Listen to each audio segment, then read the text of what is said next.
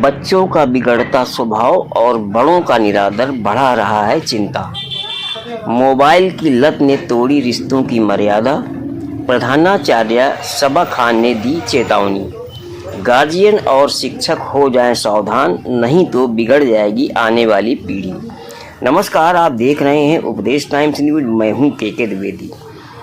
आज का बड़ा मुद्दा बच्चों का असभ्य व्यवहार, मोबाइल की लत और बड़ों का निरादर। डिजिटल ग्रुप में बच्चों में बड़ों के प्रति सम्मान की कमी, जिद्दीपन, गुस्सा और अभद्र व्यवहार तेजी से बढ़ रहा है। मोबाइल फोन ने बच्चों को परिवार से और संस्कारों से दूर कर दिया है। प्रधानाचार्य सबा खान ने कहा कि मोबाइल की लत बच्चों को मानसिक रूप से कमज़ोर बना रही है।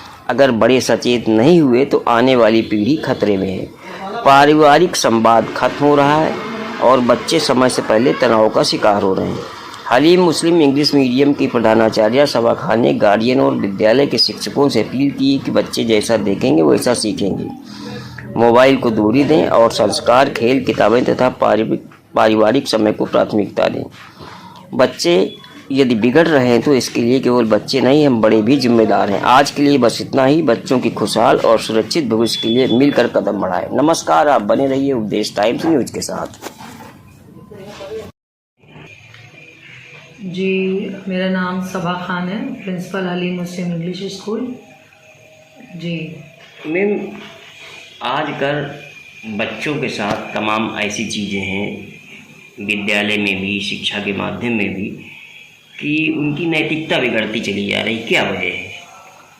दरअसल बात ये है कि बच्चे इंग्लिश, हिंदी, साइंस, मैथ्स पढ़ रहे हैं, लेकिन मोरल वैल्यू नहीं पढ़ पा रहे हैं। ना तो टीचर्स उस पर ध्यान दे रहे हैं और ना ही जो उनका कोर्स होता है उसमें मोरल वैल्यू की कोई एक्स्ट्रा बुक लगती है।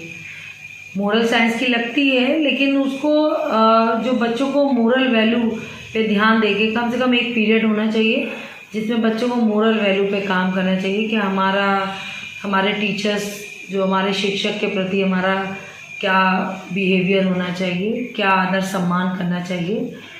और जब वो उनका करेंगे तो ऑब्वियसली अपने माँ बाप का करेंगे, पड़ोसियों का करेंगे, रिश्तेदारों का करेंगे।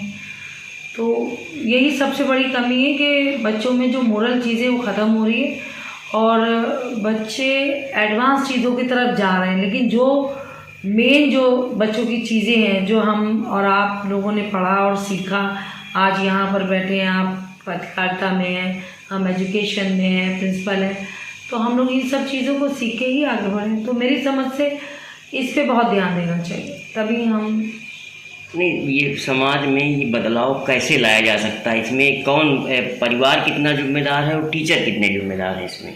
देखिए, या दोनों ही जिम्मेदार? नहीं, जिम्मेदार परिवार भी हैं। परिवार में खास करके माताओं, और जो माँ का काम होता है, देखिए परिवार में पुरुष का काम होता है कमाने का, वो कमाते हैं, दिन भर निकल जाते हैं, लेकिन महिलाएं का काम होता है कि बच्चे दिन भर हमारे क्या कर रहे हैं, दिन भर मोबाइल में लगे हैं, किन लोगों से मिल रहे हैं, कहाँ क्या बात कर रहे हैं।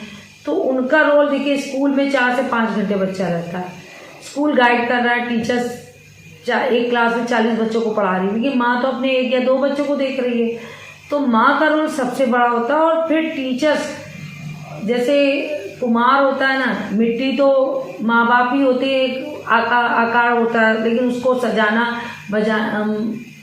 बनाकर तो वो टीचर्स काम करता है। लेकिन टीचर तभी आपके साथ सहयोग करेगा जब घर के माँ बाप सब मिल के उस पर ध्यान देंगे और बच्चे का एक भविष्य आगे। आप देखिए, जो IAS, PCS, डॉक्टर, इंजीनियर, या फिर हमारे AGP अब्दुल कलाम, हमारे प्रेसिडेंट, या आप जितने भी महान लोगों को देखिए, उनका जो आज वो महान बने हमारे बीच, जिनका नाम लिया जाता है, तो उसमें उनका रोल, उनके माँ बाप का बहुत बड़ा रोल रहा और उनके अध्यापकों का भी, शिक्षकों का भी रहा है, जिसका आज भी जब उनका जिक्र होता है तो उनके स्कूल का और उनकी आगे जो उनके सहपाठी, उनके दोस्तों का, सबका जिक्र होता है। तो हम लोग सुधार तभी कर सकते हैं जब माँ बाप अपनी जीवन शैली में, अपनी रूटीन लाइफ में सुधार लाएं। एक चीज़ और भी है, छोटे बच्चों में मोबाइल ज़्यादा देखने का क्रेज बढ़ा हुआ है और बाहर की चीज़ें बहुत खाते हैं। क्या संदेश आप इनके गार्जियंस को या बच्चों को जो समझदार है देना चाहेंगे?